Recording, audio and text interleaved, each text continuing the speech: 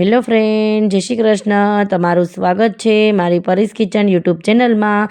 તો આજે આપણે બનાવવાની છે મીઠી સેવ. તમે આને સેવઈ પણ કહી શકો છો. મિત્રો, આ જયા પાર્વતી અથવા ગોરોનું વ્રત કરે છે તેના માટે તમે એકટાણામાં એક વખત જરૂર બનાવશો તો તેને ખાવાની મજા આવશે અને પેટ પણ લાંબો ટાઈમ સુધી તેનું ભરેલું રહેશે.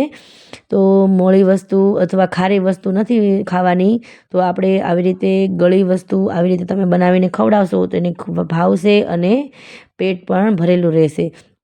મિત્રો, મારો વિડીયો લાઇક કરો, શેર કરો અને સબસ્ક્રાઈબ કરવાનું નહીં ભૂલતા. જો મેં એક સેવઈનું પેકેટ લઈ લીધું છે અને 1/4 કપ જેટલી ખાંડ લીધી છે, તેને 85 ml તમે પણ કહી શકો.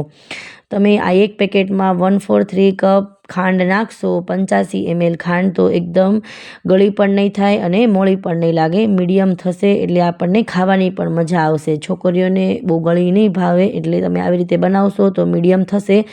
જો મેં સેવઈને બધી તોડીને એવી રીતે લઈ લીધી છે. તમે થોડી મોટી પણ રાખી શકો છો, પણ મેં થોડો ભૂકો કરી નાખ્યો છે એટલે આપણી સેવઈ છે એકદમ સરસ રીતે શેકાઈ જાય. તમે આવી રીતે એક વખત સેવઈ બનીને ખવડાવશો તો એને મજા પણ આવશે અને પેટ પણ ભરાઈ જશે.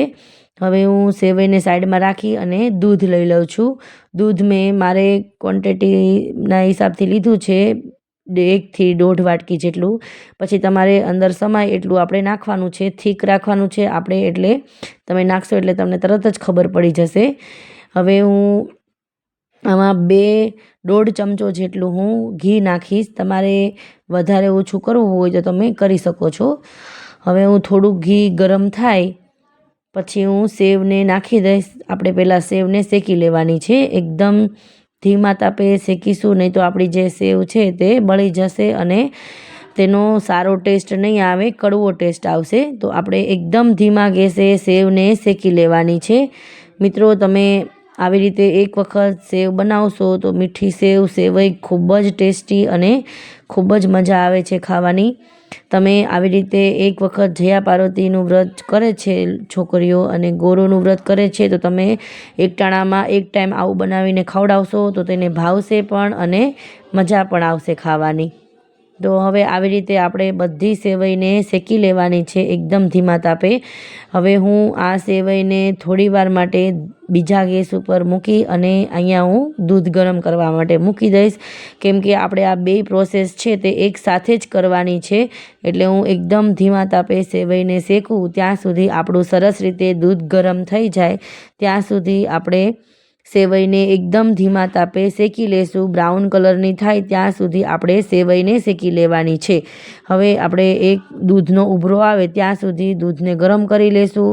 સેવઈ થોડી અમથી શેકાઈ જાય પછી આપણે 1/4 કપ જેટલું આપણે મેં ફ્રેશ મલાઈ લઈ લીધી છે, એટલે 125 ml જેટલી મેં મલાઈ લીધી છે, ફ્રેશ મલાઈ લીધી છે. દૂધ ગરમ થાય છે તો તેની ઉપર જે મલાઈ આવે છે એ આપણે મલાઈ લેવાની છે, ગરમ દૂધ કરેલી. તો એનો ટેસ્ટ એકદમ સરસ આવે છે અને ખાવાની ખૂબ મજા આવે છે. આ મીઠી સેવ છે, તમે મલાઈ નાખશો એટલે પેંડા જેવો ટેસ્ટ આ સેવમાં આવશે અને ખૂબ જ મજા આવશે ખાવાની. હવે એકદમ ધીરા ગેસે તેને હલાવી લેવાનું છે બધું. થોડીવાર ફાસ્ટ કરવાનો છે અને થોડીવાર ધીમો કરવાનો છે ગેસ. તમે આવી રીતે એક વખત સેવઈ બનાવશો તો બહુ જ મજા આવશે ખાવાની. મિત્રો, હવે આને એકદમ ધીમા તાપે 10 થી 12 મિનિટ માટે હલાવશું અને કણી પડે ત્યાં સુધી તેને હલાવવાની છે. જો આવી રીતે બધા બબલ છૂટા પડી જશે, મલાઈના બબલ છૂટા પડશે ત્યાં સુધી આપણે શેકી લેશું. એકદમ ધીમો જ ગેસ રાખવાનો છે. તમે મલાઈ નાખશો એટલે થોડી સેવ છે તે ઢીલી પડી જશે અને એકદમ આવા ફોર્મમાં આવી જાય ત્યાં સુધી આપણે શેકવાની છે. જો કેટલી સરસ, એકદમ કલર પણ સરસ આવ્યો છે અને સુગંધ પણ ખૂબ સરસ આવી રહી છે. મિત્રો, તમે એક વખત ગૌરી વ્રત કરે છે અથવા જયા પાર્વતી વ્રત કરે છે છોકરીઓ, તો તમે આવી રીતે એક વખત બનાવીને જરૂરથી ટ્રાય કરજો. બહુ જ ટેસ્ટી એવી બની હતી મારી સેવઈ અને ફટાફટ એ લોકો ખાઈ પણ જશે. મોળું ખાવાનું નથી ભાવતું મીઠા વગરનું, એટલે તમે આવી રીતે બનાવીને આપો છો તો ટેસ્ટી લાગે છે અને તેનું પેટ પણ લાંબો ટાઈમ સુધી ભરેલું ફીલ થશે. હવે હું મારી બધી સેવઈ છે તે મલાઈ પણ એકદમ સરસ રીતે થઈ ગઈ છે કણી કણી, અને હવે હું દૂધ નાખી દઈશ. આપણે થીક થાય ત્યાં સુધી દૂધ નાખવાનું છે. ગેસની ફ્લેમ એકદમ ફાસ્ટ કરી લેવાની છે તમે થીક થાય ત્યાં સુધી આવી રીતે દૂધ નાખશો, તમને બધી જ ખબર પડી જશે કે ક્યાં સુધી આપણે દૂધને નાખવાનું છે. હવે આપણે આને ફાસ્ટ ગેસે જ એકદમ સરસ રીતે બધું જ મિક્સ કરી લેવાનું છે.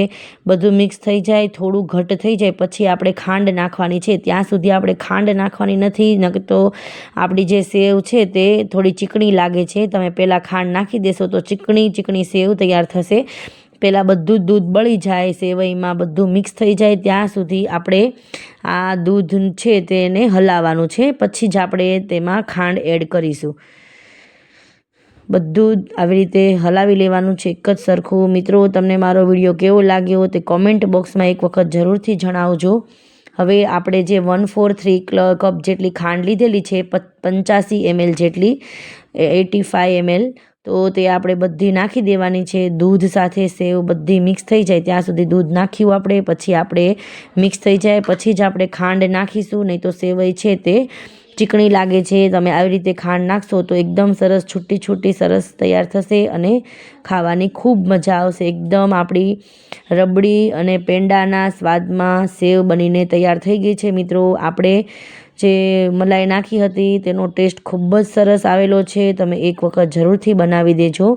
જો આવી રીતે બધી સેવઈ મેં બનાવી લીધી છે. તમારે વધારે દૂધ રાખી અને કરવી હોય તો પણ તમે બનાવી શકો છો. હવે મેં ઇલાયચી પાવડર નાખી દીધો છે. 2 થી 3 ચપટી, મેં 4 થી 5 ઇલાયચી ખાંડીને લઈ લીધી છે.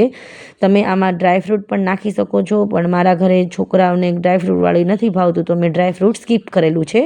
અને તમે ઇલાયચી પાવડર ન ભાવે તો તમે સ્કીપ પણ કરી શકો છો. હવે આપણી સેવઈ તૈયાર થઈ ગઈ છે. હવે હું એક ડીશમાં હું એને લઈ લઈશ. મિત્રો, તમે આ માપથી સેવ બનાવશો તો તમારી સેવ છે તે ગળી પણ વધારે નહીં થાય અને મોળી પણ નહીં લાગે, એકદમ મીડિયમ થશે. બહુ જ ટેસ્ટી થાય છે. મિત્રો, તમે એક વખત જરૂરથી ટ્રાય કરજો. જયા પાર્વતી ગૌરી વ્રત માટે આ બહુ જ સારી રેસીપી છે અને શેર કરજો તો બીજા પણ આવી રીતે બનાવી અને તેમની છોકરીઓને બનાવી આપે અને ખવડાવે. હવે આપણી સેવઈ તૈયાર થઈ ગઈ છે. તમારે જો ખીરના ફોર્મમાં બનાવવી હોય તો તમારે વધારે દૂધ નાખવાનું છે અને સેવ ઓછી લેવાની છે. તો તમારે સેવની ખીર પણ બહુ સરસ લાગે છે, સેવઈ ખીર. તો એવી રીતે પણ તમે બનાવીને તૈયાર કરી શકો છો. મિત્રો, આપણી સેવઈ તૈયાર થઈ ગઈ છે. બહુ જ ટેસ્ટી બની હતી મારી સેવઈ. જોતાં જ મોઢામાં પાણી આવી ગયું છે. બહુ જ ટેસ્ટી બની હતી. મિત્રો, આપણી સેવઈ એકદમ સરસ રીતે તૈયાર છે. તમે મારો વિડીયો લાઈક કરો, શેર કરો અને સબસ્ક્રાઈબ કરવાનું નહીં ભૂલતા. Bye bye.